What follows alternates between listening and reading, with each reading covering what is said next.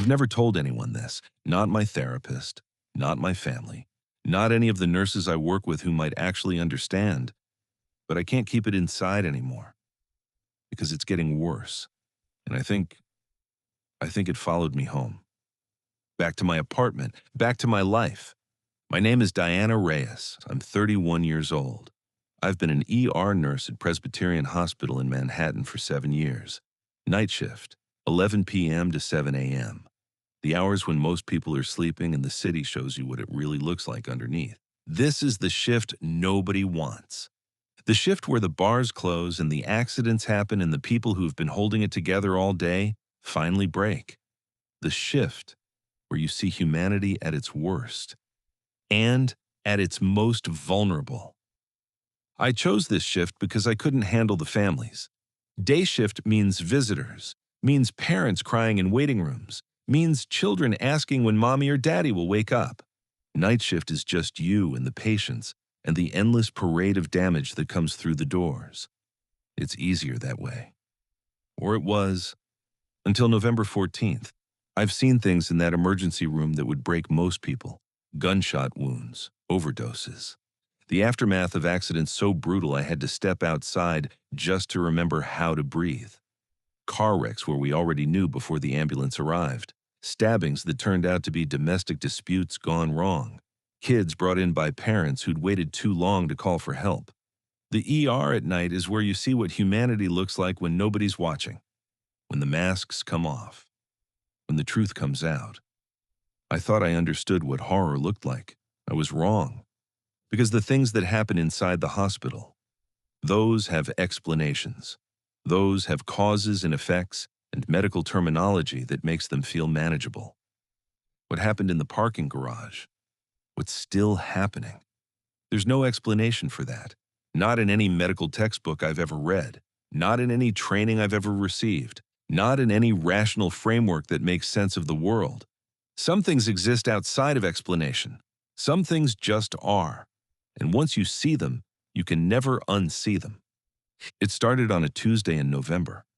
November 14th, to be exact. I remember because it was my mother's birthday, and I'd promised to call her before my shift ended. I didn't make that call. By 7:15 in the morning, I couldn't even remember my mother's name. That night had been brutal, even by ER standards. We'd had a multi-car pileup on the West Side Highway come in around 2 a.m. 4 victims, 3 critical, 1 who didn't make it past the doors. I'd spent 2 hours helping Dr. Patel try to stabilize a 23-year-old woman who'd been in the back seat. No seatbelt. She'd been thrown into the front console when the car hit the divider. We lost her at 4:17. I remember looking at the clock when the monitor flatlined. 4:17 a.m. The exact minute another family's world ended. After that, there was a domestic violence case. A man who'd put his wife in the hospital for the 3rd time that year. She wouldn't press charges. They never do. Then a kid, 14 years old, alcohol poisoning at a party his parents didn't know about. He'd survive, but I wondered if he'd learn anything from it. They usually don't. By 6 a.m., I was running on caffeine and muscle memory. The kind of exhaustion that goes beyond tired. The kind that makes you feel like you're watching yourself from outside your own body. I should have been more alert, should have trusted my instincts when something felt wrong, but I was so tired. So goddamn tired. The parking garage at Presbyterian is a nightmare. 8 levels, concrete and shadows. The kind of fluorescent lighting that makes everyone look like they're already dead. The kind of silence that echoes even when there's nothing to echo. It was built in the 70s when they didn't think about things like personal safety or adequate lighting or the fact that nurses walking to their cars at 3 in the morning might want to feel like they're not entering a horror movie. I'd been parking there for 7 years. Level 6. Same spot every night because the regulars know to leave it open for the night shift nurses. Same walk through the stairwell.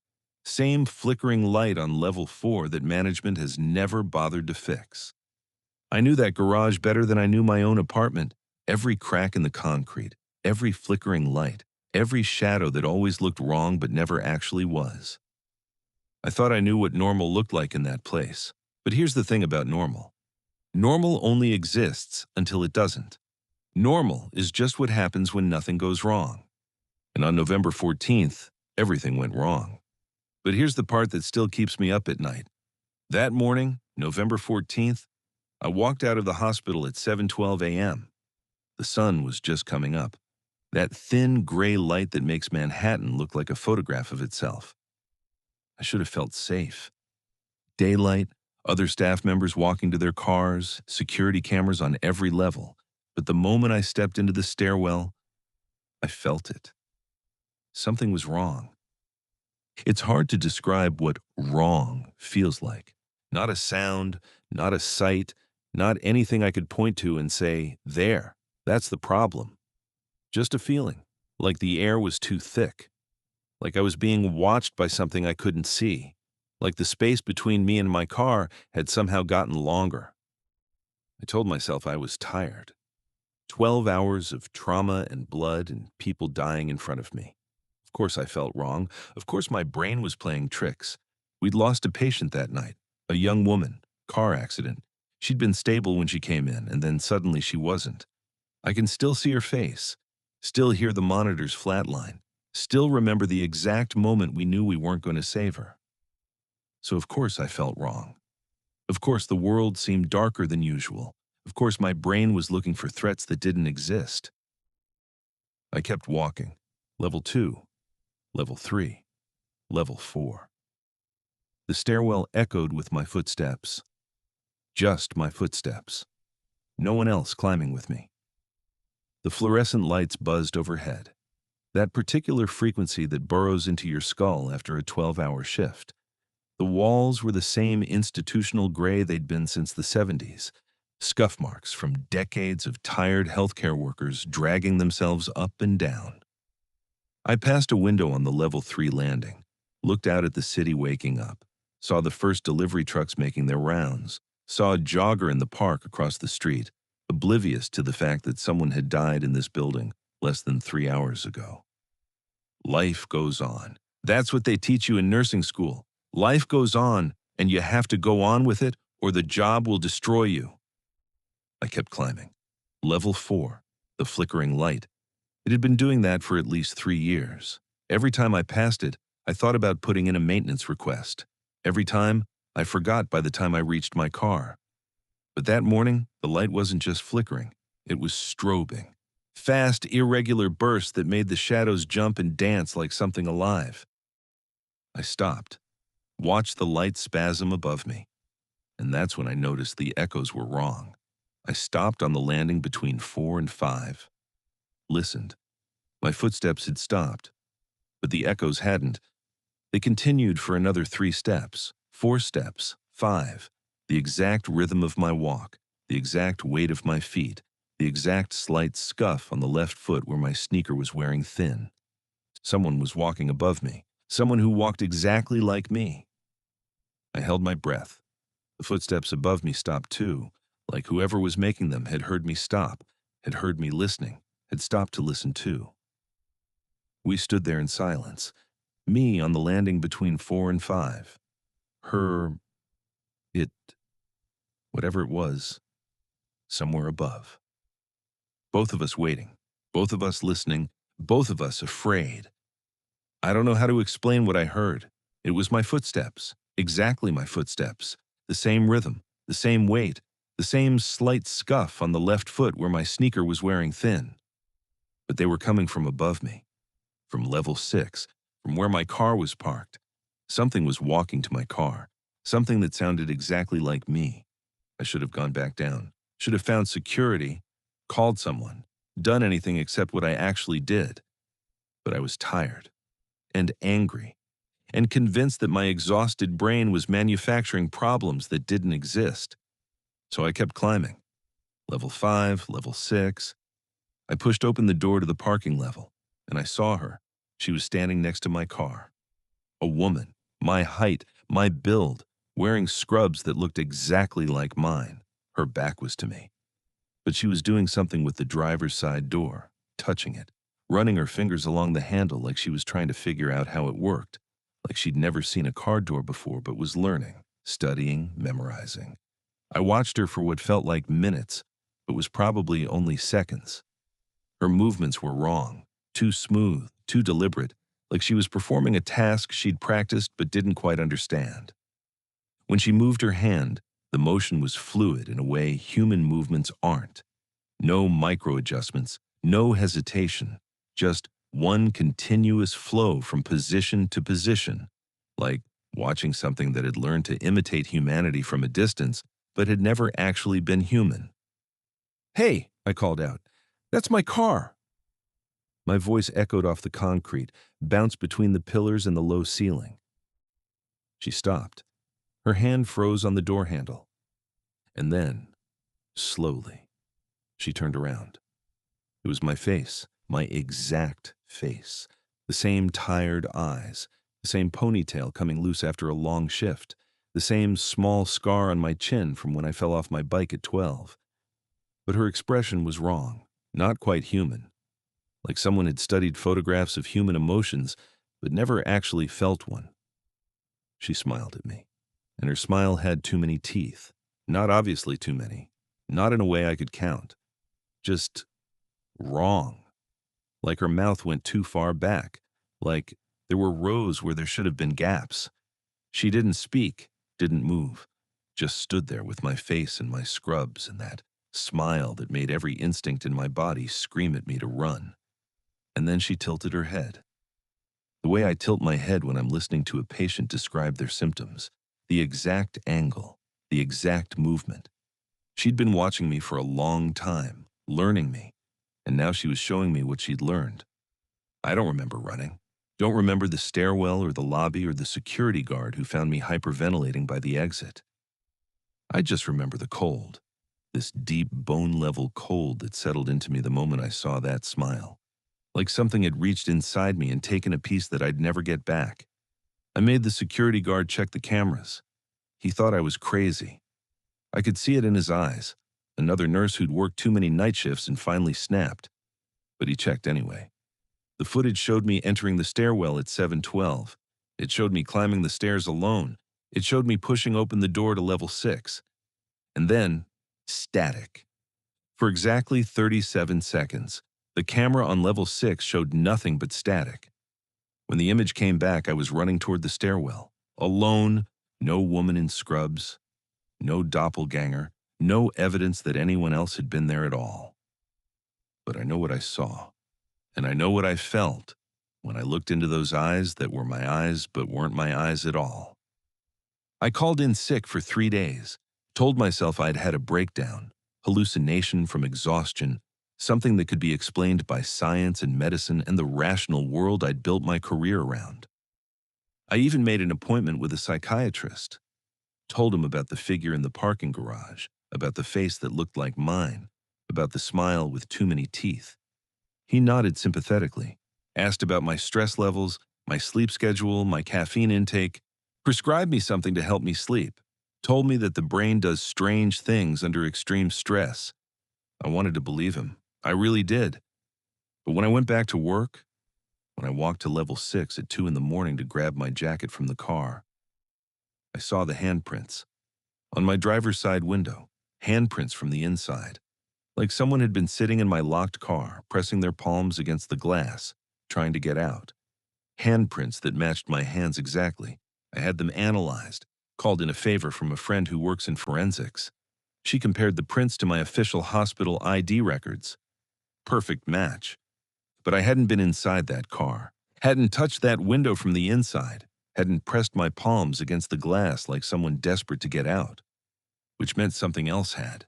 Something with my exact fingerprints. Something with my exact hands. That was 2 months ago. It's getting worse. I see her everywhere now. In reflections that move wrong. In shadows that have my shape. In the corner of my eye when I'm walking to my car at the end of every shift. She's always there. Always watching. Always wearing my face with that smile that has too many teeth. Last week, I saw her in the hospital. I was walking down the corridor toward the break room, and I passed a supply closet with a small window in the door. I glanced in, and she was standing inside, in the dark, facing the door, waiting for me to notice. When our eyes met, when I saw myself looking back at me from inside that closet. She raised her hand and waved. The same wave I give to patients when I'm trying to reassure them. The exact same wave. I reported it to security. They checked the closet, empty. No sign anyone had been inside, no footage on the cameras. But I know what I saw, and I know what she's doing. She's learning, practicing, getting ready for what? I don't know. But I have a feeling I'm going to find out soon. And sometimes, late at night, when I'm alone in my apartment, I hear footsteps. My footsteps. Coming from the hallway, getting closer. Last night I woke up at 3 a.m. There was something standing in the corner of my bedroom. I couldn't see it clearly. Just a shape. Just a presence. Just the absolute certainty that I wasn't alone. I reached for the lamp on my nightstand. The shape didn't move. Just stood there, watching me reach for the light. When I turned on the lamp, the corner was empty, but there was a mark on the wall. A handprint. My handprint. In something that looked like ash, but smelled like nothing I'd ever encountered before. I scrubbed it off. But in the morning, when I woke up, it was back, darker this time, more detailed, like she's pressing harder, like she's getting closer. I don't know what she is, don't know what she wants, don't know if she's trying to replace me or just study me, learn me, become me. But I know this. If you ever walk to your car in a parking garage, if you ever hear footsteps that sound like yours but aren't, if you ever see someone who looks exactly like you, run, don't stop. Don't look back. Don't try to understand. Just run. Because some things that wear human faces, they're not human at all. And once they notice you, they never stop watching. I've talked to other nurses since then, quietly, carefully, the kind of conversations you have in break rooms when the shift is slow and everyone's guard is down. I asked if anyone else had ever seen anything strange in the parking garage. Most of them just laughed. But one nurse, a woman named Patricia, who's been at Presbyterian for 23 years, she didn't laugh. She got very quiet. And then she said, "Level 6, the spot by the emergency stairwell." I felt my blood go cold. "You've seen her too?" Patricia shook her head. "Not her, a different one, a man. But he looked just like me. Same scrubs, same badge, same tired eyes." She paused. "That was 12 years ago. I see him sometimes, in reflections, in shadows. He's still out there, still watching, still waiting." "Waiting for what?" She looked at me, and I saw real fear in her eyes. "For me to make a mistake, for me to let my guard down, for me to forget, just for a second, that I need to keep looking over my shoulder." I've done research since then, tried to understand what I encountered. There's a term in folklore, a doppelganger, a double, a spirit that wears your face and walks in your footsteps. In some cultures, seeing your doppelganger means death is coming. In others, it means something has chosen you, marked you, started the process of taking over your life. I don't know which version is true. Maybe neither, maybe both. But I know this. She's getting closer. Every day, every night. And the reflections that used to be in the corners are now right beside me. The shadows that used to have my shape are now moving on their own. And the footsteps I hear in my hallway, they're not echoes anymore. They're real. And they're getting closer to my door. I don't know how much longer I can do this. Every night I walk to my car in that parking garage. Every night I feel her watching from somewhere in the shadows. Every night, the distance between us gets a little bit smaller. I've thought about quitting, thought about moving to another city, another state, another country. But Patricia told me something that made me think it won't matter. She said, "They don't follow you because of where you are. They follow you because of what you've seen. Once you see them, really see them, they're connected to you. And that connection doesn't break just because you change zip codes." So I keep going to work, keep walking to my car, keep looking over my shoulder. Because what else can I do? If you're listening to this, if you've made it this far into my story, please, Be careful when you walk to your car. Be careful in parking garages and empty lots and all the dark places where the lights don't quite reach, because they are out there. The things that wear our faces, the things that wait in the darkness, the things that watch us from just outside the circle of light. And once they see you, once they really see you, you'll never be alone again. I'm recording this because if something happens to me, someone needs to know what I found in the parking lot behind Building C. I have maybe 10 minutes before my shift starts. Let me tell you what happened. My name is Andre Bishop. I'm 28 years old. I work as a data center technician at a facility in Queens. We handle servers for financial institutions, banks, investment firms, companies that can't afford even a minute of downtime. It's not the kind of job people dream about when they're kids. Nobody grows up saying, I want to spend my nights alone in a building full of humming machines, making sure the little lights keep blinking the right colors. But it pays well, and I'm good at it. And there's something almost peaceful about the overnight shift when you get used to it. Just you and the servers and the distant sound of the expressway. No managers looking over your shoulder. No coworkers interrupting your work to talk about their weekends. Just the job, just the machines, just the endless rhythmic hum of technology doing what technology does. Just me and the servers and the darkness outside. I've been doing this for 8 months. 8 months of 10 p.m. to 6 a.m. 8 months of sleeping while the rest of the world is awake. 8 months of existing on a different schedule than everyone I know. My girlfriend broke up with me 3 months in. Said she never saw me anymore. Said it felt like I'd become a ghost. Maybe she was right. Maybe working the overnight shift does turn you into something less than fully human. Or maybe it just makes you vulnerable to things that hunt in the hours when everyone else is sleeping. The facility operates 24/7. Someone always has to be there. And for the past 8 months, that someone has been me. The overnight shift, 10 p.m. to 6 a.m. When the city is dark and the industrial park is empty and the only sounds are server fans and the occasional truck on the expressway. Most people don't understand what it's like to be the only person awake in a building that hums with electricity, to walk through corridors lit by emergency lights while the rest of the world sleeps, to know that if something went wrong, it might be hours before anyone would even know to look for you. I've gotten used to the isolation, gotten used to the way shadows move differently at 3 a.m. than they do at 3 p.m., gotten used to the small sounds that mean nothing but always make you look over your shoulder anyway. I thought I understood what isolation felt like. I was wrong. The data center is in an industrial park, the kind of place that's busy during the day but completely dead at night. Warehouses, distribution centers, a few manufacturing facilities that run automated processes. During the day, there's trucks and forklifts and workers in hard hats and high-vis vests. During the day, it feels like a normal part of the city. Industrial, sure. Ugly, definitely, but normal. At night, it transforms. The trucks disappear, the workers go home, the buildings become dark shapes against a darker sky. The only sounds are the hum of HVAC systems and the occasional car passing on the expressway overpass.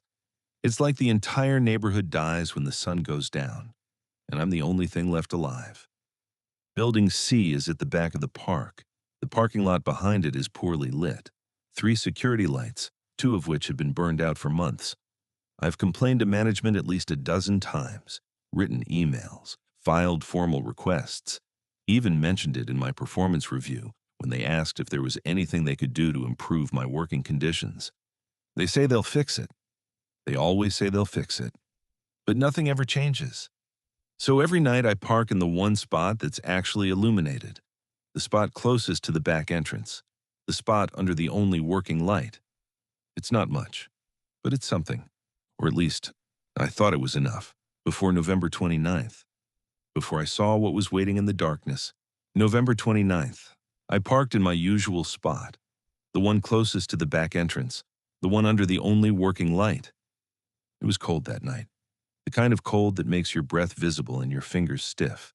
The kind of cold that makes you walk fast and keep your head down and not look around. Because looking around means slowing down. I checked my phone before going in. A text from my roommate asking if I wanted takeout when I got home. A reminder that my mom's birthday was next week. Normal stuff. The last normal stuff I'd see for a while. My shift started normally. Server checks, temperature monitoring, the usual alarms that turn out to be nothing. This is what most of my job is. Watching, waiting, making sure the machines keep doing what they're supposed to do. It sounds boring. It is boring. But there's a certain rhythm to it, a routine that becomes almost meditative after a while. Check the server racks in Zone A, log the temperature readings, walk to Zone B, check the power distribution units, make sure nothing's overheating, make sure nothing's failing, make sure the little lights keep blinking their reassuring patterns, rinse and repeat, every hour, on the hour, all night long. Most nights nothing happens. The machines run smoothly. The alarms stay silent. I drink my coffee and listen to podcasts and count down the hours until the sun comes up. But that night, November 29th, something was different. I felt it from the moment I walked through the door, a tension in the air, a sense that something was watching, a feeling I couldn't shake no matter how many times I told myself I was being paranoid. At 2 a.m., I stepped outside to get some air, and that's when I saw him. A man, standing at the edge of the parking lot, just outside the circle of light from the one working lamp, watching the building, watching me. He was wearing a dark coat, maybe black, maybe just dark enough that it blended with the shadows behind him. His hands were in his pockets. His posture was wrong. Too still. Nobody stands that still. Not when they're cold. Not when they're waiting for something. Not ever. Humans fidget. Humans shift their weight. Humans breathe in ways you can see from across a parking lot. But he was motionless, like a photograph, like a cutout of a person rather than an actual person, just standing there, watching. I've lived in New York my whole life. I know what danger looks like. I know the signs, the way someone moves when they're looking for trouble, the body language that says, stay away, the subtle cues that tell you to cross the street or change direction or just keep your head down and walk fast. This wasn't that. This was something else, something worse, because the man at the edge of the parking lot didn't look like he wanted to hurt me. He looked like he was waiting, patient, eternal, like he had all the time in the world. But here's the part I can't explain. He wasn't there before. I'd looked at that parking lot 50 times since my shift started, checked the security cameras, glanced out the windows during my rounds. The parking lot had been empty, completely, utterly empty. I'd stared at it for 20 minutes earlier in the night during a particularly boring stretch of server monitoring.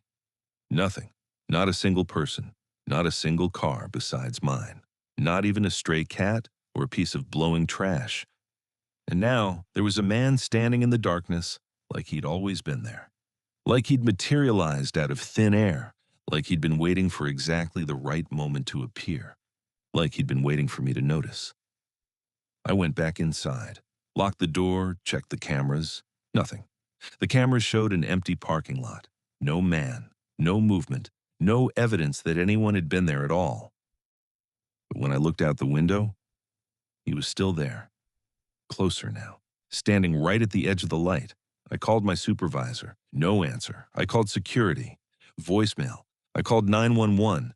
The operator asked me to describe the emergency. And when I looked out the window to describe the man, he was gone. Just gone. The parking lot was empty. Nothing but concrete and shadows and the one flickering security light. "Sir, are you still there? What's your emergency?" I thought I saw someone in the parking lot, but he's gone now. "Do you need us to dispatch an officer?" I hesitated. What would I say? That a man was standing still? That he looked at me wrong? That the cameras didn't show him even though I could see him with my own eyes? "No," I said. "No, I think I'm okay. False alarm. I'm sorry." I hung up. And when I turned around, he was at the window. Not the parking lot. The window, right outside the glass, his face pressed against it.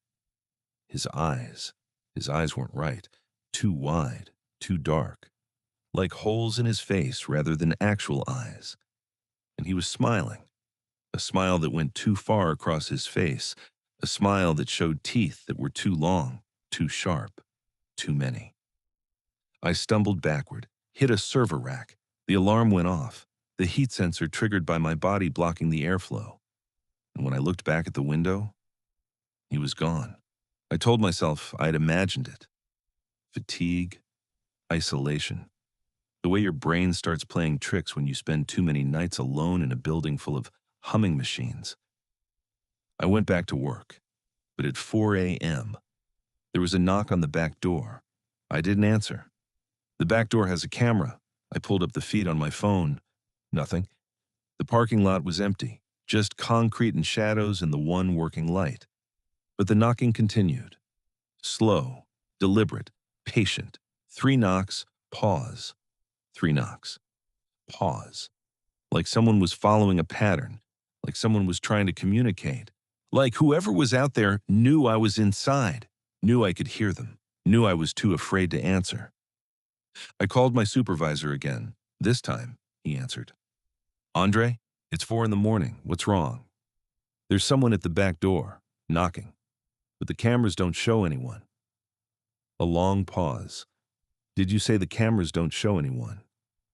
Yeah, I'm looking right at the feed. The parking lot is empty, but I can hear the knocking. Another pause, longer this time. Andre, listen to me carefully. Do not open that door. Do not go outside. Stay where you are until your shift ends. Do you understand? What is it? What do you know? Just stay inside. I'll explain later. He hung up, and the knocking continued. The knocking stopped at 4:47. I know because I watched the clock like my life depended on it. And then, a voice through the door. Andre, I have something for you. Come outside. Let me show you what I found. It was my voice. My exact voice. Like someone had recorded me and was playing it back through the metal door. But not quite right. The pacing was wrong. The emphasis was off. Like someone had learned to speak by listening to me, but didn't understand how conversations actually worked. Andre, come outside. It's important. You need to see this. A pause. I found something, Andre. Something that belongs to you. Something you lost a long time ago. Don't you want it back? I didn't know what it was talking about, but I also knew, deep in my gut, that I didn't want to find out. I didn't move, didn't breathe, just stood there in the server room, surrounded by blinking lights and cooling fans, listening to my own voice invite me to my death. At 6 a.m., the day shift arrived. I practically ran out of the building. But when I got to my car, there was something on the windshield, a note, handwritten, in my handwriting. I'll wait for you. I have all the time in the world. See you tomorrow night, Andre. That was last night. I'm about to start my shift again. The note is in my pocket, and I've read it 100 times. I'll wait for you. I have all the time in the world. See you tomorrow night, Andre. The handwriting is mine. I had a graphologist look at it. She said it was definitely my hand. Same pressure patterns, same letter formations, same everything, which is impossible. Because I didn't write that note. I've never written those words. But somehow, something wrote them using my hand, or something that had learned to be my hand. I've told my roommate to call the police if I don't come home by 7. And I've promised myself that no matter what I hear, no matter what I see, no matter whose voice calls my name from the darkness, I won't go outside until the sun comes up. But here's what I can't stop thinking about. The thing that's waiting for me. It has my voice. It has my handwriting. It knows my name and my schedule and where I park my car. And it's patient. So patient. Like it's been doing this for a long time. Like it's made deals with other people who work the overnight shift. Other people who got notes on their windshields. Other people who eventually opened the door. I've looked into the history of this facility. 3 employees have quit in the past 2 years. 2 more were transferred to day shift after refusing to work nights. And one just stopped showing up. But here's the thing that really keeps me up at night. Before this building was a data center, it was a manufacturing facility. Before that, a warehouse. Before that, I couldn't find records. But there are stories. Stories about workers who would hear their names being called in the empty parts of the building. Stories about notes appearing on equipment with messages nobody remembered writing. Stories about people who would walk to their cars at the end of their shifts and never be seen again. This has been happening for decades, maybe longer.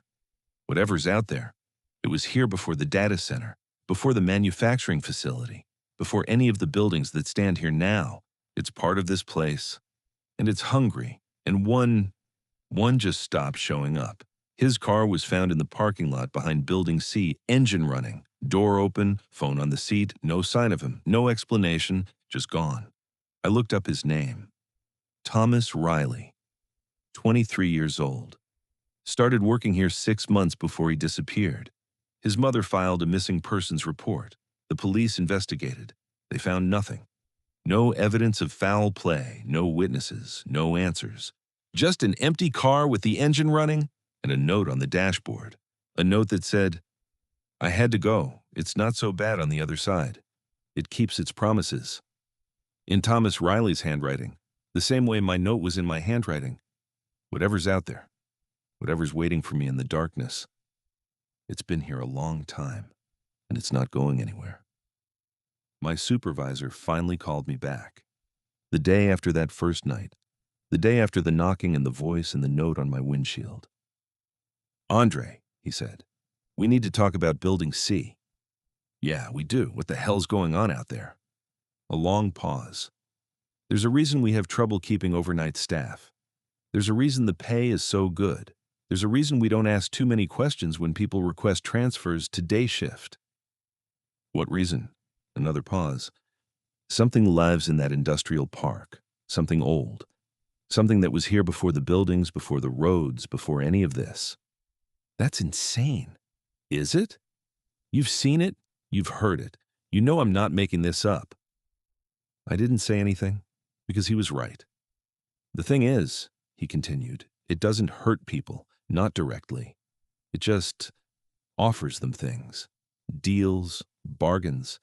It learns what you want most in the world and it offers it to you. All you have to do is step outside. All you have to do is accept." "What happens if you accept?" The longest pause yet. "Nobody knows. The people who accept, they don't come back. Their cars are found. Their phones are found. But they're gone. Just gone. And if you don't accept, then it keeps asking. Night after night, learning more about you, getting closer, getting more persuasive. Eventually, everyone either accepts or quits." "How long do I have?" "I don't know. Thomas Riley lasted 6 months before he disappeared. Others have quit after just a few weeks. It depends on how much you have to lose, how much you want." I thought about my ex-girlfriend, about my student loans, about the career I'd been building and the life I'd been trying to create. "What does it offer?" I asked. "Whatever you want most, whatever you're afraid you'll never have, whatever keeps you up at night." I thought about that conversation a lot over the next few weeks, thought about what I wanted most, thought about what would make me walk into the darkness and never come back. And the scary thing is, I could imagine it. I could imagine wanting something badly enough to accept whatever bargain was being offered. A life without debt. A relationship that actually works. The feeling of not being alone in the world. These are normal things. These are things everyone wants. And that's what makes the entity so dangerous. It doesn't offer impossible things. It offers the things we already dream about, the things we already ache for, the things we're already afraid we'll never have. That's the bargain. That's the trap. And every night when I hear my own voice calling from the darkness, I feel myself getting a little bit closer to saying yes. So if you work overnight shifts, if you park in empty lots behind industrial buildings, if you ever hear someone calling your name in a voice that sounds exactly like your own, don't answer, don't go outside.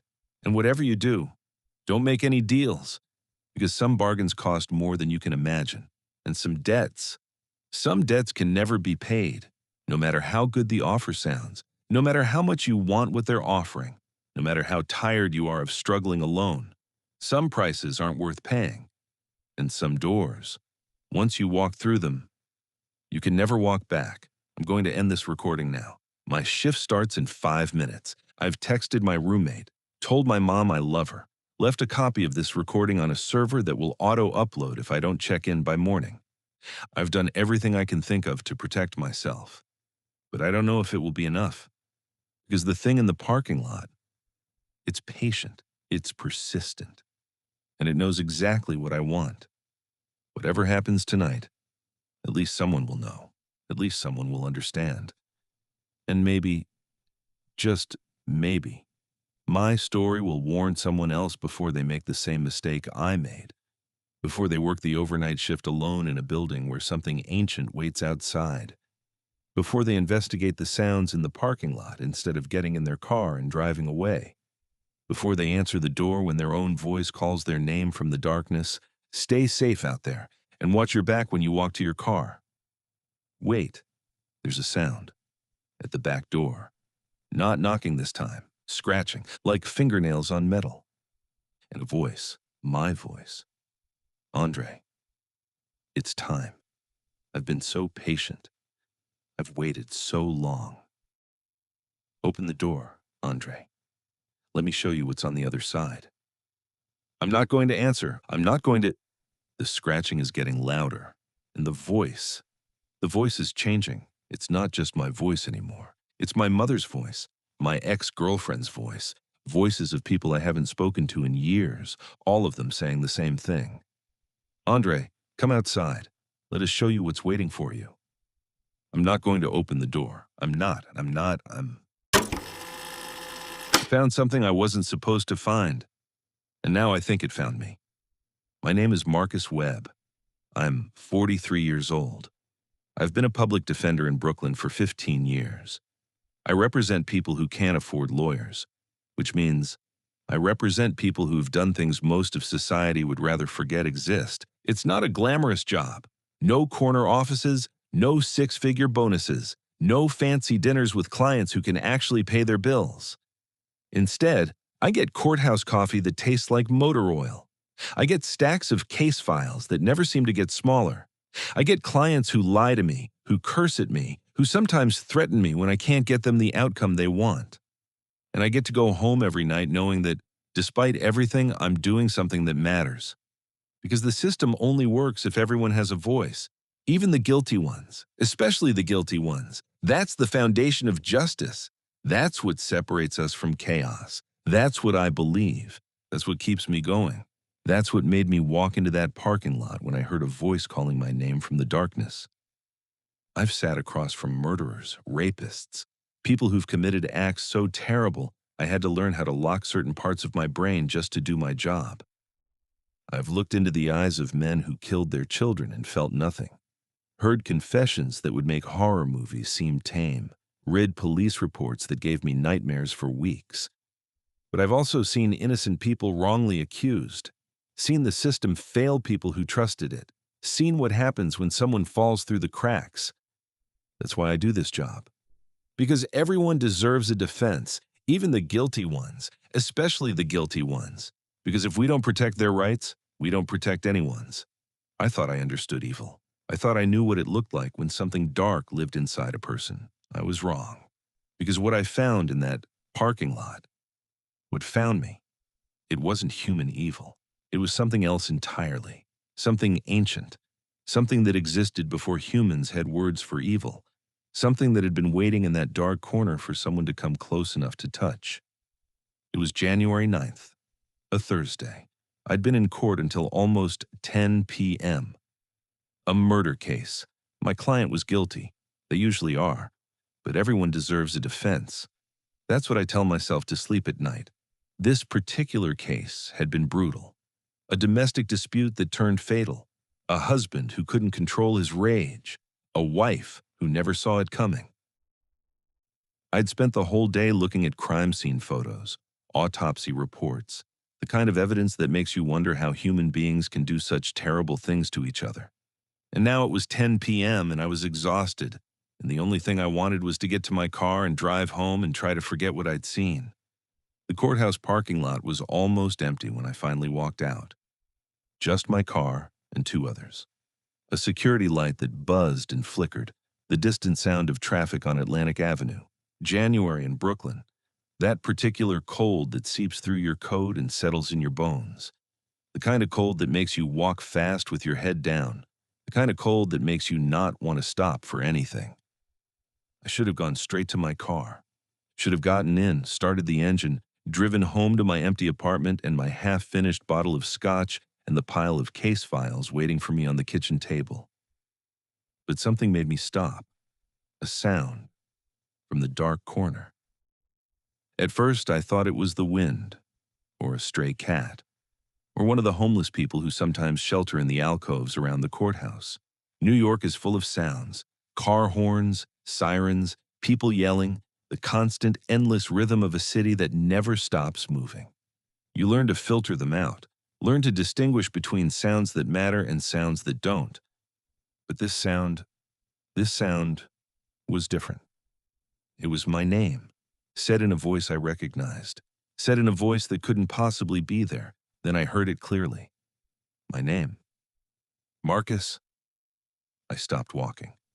The voice was coming from the dark corner of the lot, the northeast corner, the one where the security light has been broken for at least 2 years.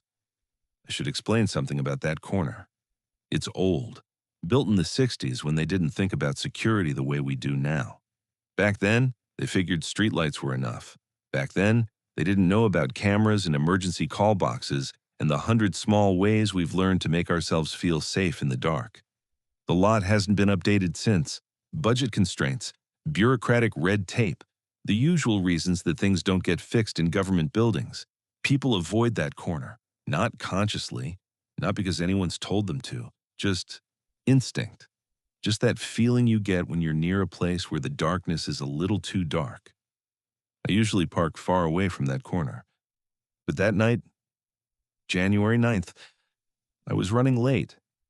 The only spot left was right next to the darkness. The voice called again. Marcus, come here. I need to tell you something. It sounded like my client, the one I'd just spent 12 hours defending, the one who was currently sitting in a holding cell waiting to hear if he'd spend the rest of his life in prison. But that was impossible.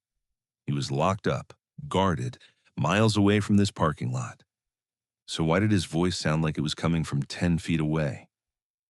My phone was at 3%, barely enough to make a call if something went wrong. I should have waited. Should have found a security guard. Should have at least texted someone to let them know where I was. But the voice sounded so much like my client, so much like someone who needed help. And I've spent my entire career helping people who needed help. It's what I do. It's who I am. So I walked toward the darkness. 1 step, 2 steps, 3. The darkness seemed to pull at me, welcome me, open up just enough to let me in. The darkness in that corner was wrong. Not just absence of light, something thicker, something that felt like it had weight and texture and intention. I could feel it pressing against me, feel it resisting my presence, like walking into water that didn't want to let you through. The air was colder there. Not winter cold, not wind chill, cold like a basement, cold like a morgue, cold like places where dead things are stored. Marcus, the voice said again, I need to show you something. It still sounded like my client. But underneath, there was something else, something older. Something that had learned to speak by listening to human voices, but didn't quite understand how they were supposed to work. I should have run. Should have gotten in my car and driven away and never thought about that corner again. But I'm a public defender. I've spent 15 years learning to hear the truth underneath what people say. And I heard something in that voice, something that made me think my client was actually there, that he'd somehow escaped, that he needed my help. So I walked into the darkness. There was nothing there, just the broken light and the concrete and the empty space where a car should have been parked. But on the ground, there was a circle, drawn in something that looked like chalk, but didn't feel like chalk when I knelt down to examine it. The substance was warm, slightly damp, And when I touched it, my fingertips tingled like I'd grabbed an electric fence, symbols inside the circle, writing I didn't recognize, patterns that made my eyes hurt when I tried to follow them, shapes that seemed to move when I wasn't looking directly at them. The circle was maybe 6 feet in diameter, perfectly round, too perfect. No human could draw a circle that precise without tools. And in the center, a photograph. The photograph was of me, taken from somewhere nearby. I could see my car in the background, my briefcase, the courthouse behind me. Taken that night, minutes ago, maybe seconds ago, I was standing at my car door in the photograph, key in hand, looking at my phone. I remembered that moment. I'd stopped to check if I had any missed calls. Someone had been watching me then. Someone had been close enough to take this photograph, and I hadn't noticed, hadn't felt anything, hadn't sensed that I was being observed by something that would later speak to me from the darkness. The photograph was a message. I see you. I was there. I'm always there. Someone, something, had been watching me. And they'd left this photograph in a circle of symbols that made my head feel like it was splitting open. I grabbed the photograph. I don't know why. Instinct. Evidence. The part of my brain that's been trained to collect and analyze and understand. The moment my fingers touched it, the darkness moved. I don't know how else to describe it. The darkness in that corner, it shifted, condensed, took on a shape that wasn't quite human but was trying to be. Tall, too tall, 7 feet at least, maybe more. Arms that hung too long, a head that was shaped wrong, shoulders that seemed to move independently of each other, and where the face should have been, nothing. Just smooth darkness, just an absence where features should exist. But it could see me. I knew it could see me, and it spoke, not with my client's voice anymore, with a voice that sounded like stone grinding against stone. You took something of mine, Marcus Webb. I ran, dropped the photograph, left my briefcase, sprinted to my car with my dead phone and my shaking hands, and my heart pounding so hard I thought it would burst. Behind me, I heard it speak again. Running won't help, Marcus Webb. You're part of the pattern now. You touched what wasn't yours. You became part of the summoning. I didn't look back, didn't slow down, just ran. I made it, got inside, locked the doors, started the engine. My hands were shaking so badly I could barely turn the key. The dashboard clock said 10:47. I'd been in that parking lot for less than 10 minutes. It had felt like hours, and in my rearview mirror, I saw it, standing in the darkness, watching me drive away, not following, just watching, like it knew it didn't need to chase, like it knew I'd be back, like it had all the time in the world. I went back the next morning, in daylight, with my phone fully charged and a friend waiting in the car. I had to know.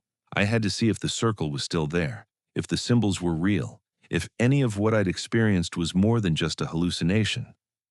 The corner was empty, no circle, no symbols, no photograph, just concrete, just shadows, just the broken light that the city has never bothered to fix. But there was something else, a smell, faint but unmistakable, like ozone before a lightning strike, like something electric had been there, something powerful, something that left marks even after it was gone. I went back to work the next week. Had to. Bills don't pay themselves just because you've seen something that shouldn't exist. But I couldn't stop thinking about what I'd found. The circle, the symbols, the photograph, the thing that had spoken to me from the darkness. I started researching, spent my lunch breaks in the library, spent my evenings reading about occult symbols and summoning rituals and the things that live in the dark places of the world. Most of it was nonsense, New Age garbage, fiction dressed up as fact, the kind of stuff people invent to make themselves feel like the world is more interesting than it actually is. But some of it felt true. Some of it described exactly what I'd experienced, the cold, the weight of the darkness, the sense of being seen by something that existed outside of normal space and time. One book called them threshold entities, things that live in the spaces between.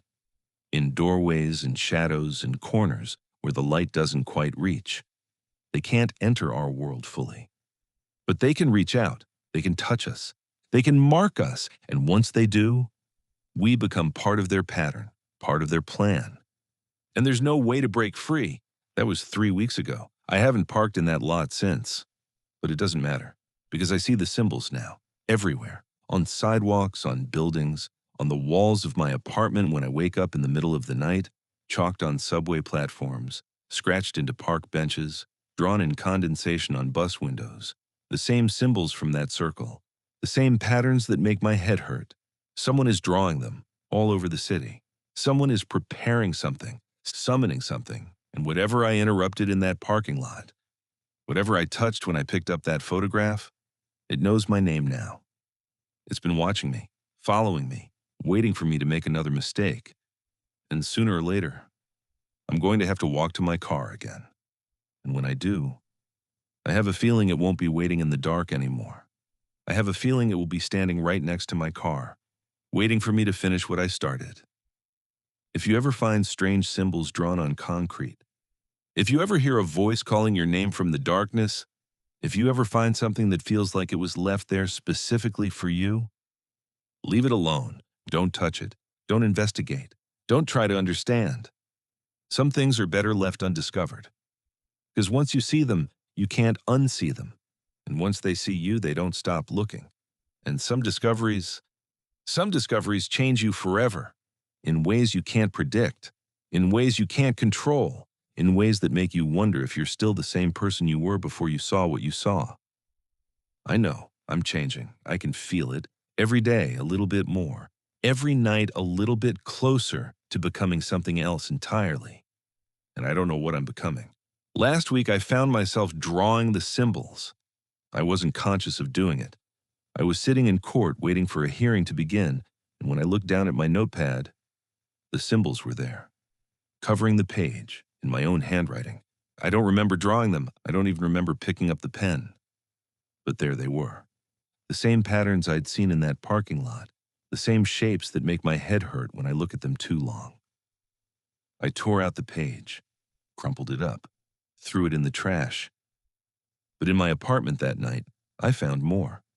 On the bathroom mirror, traced in condensation, on the kitchen table, scratched into the wood, on the wall above my bed, drawn in something that looked like charcoal but dissolved when I tried to wipe it away.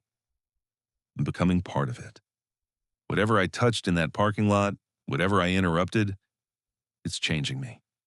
And I don't know how to stop it.